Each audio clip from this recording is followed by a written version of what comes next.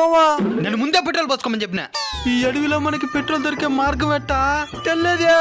Petrol చెట్లే. ఇదేంద్రా ఇది కొత్త వ్యాపారంగా ఉండదా? పెట్రోల్ చెట్లు కూడా ఉంటాయా? చదువుకోలే మీరా.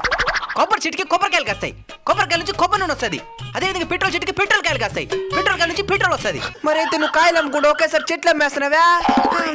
ఇప్పుడు కాలం మారిపిండా, కాయలు కాసిన సోపు వెయిట్ చేసిన మధ్య ఈ కొమ్మ అయితే నేరుగా పెట్రోల్ ట్యాంక్ లేసినావా, అదే లోపల కాయలు కాసి పెట్రోల్ తయారవుతా ఉంటది.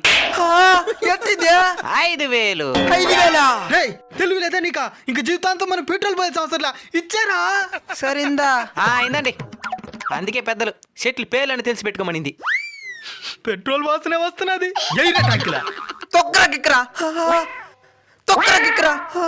స్టార్ట్ అవ్వలేదు మావా. ఎక్కడ్రా ఈడ?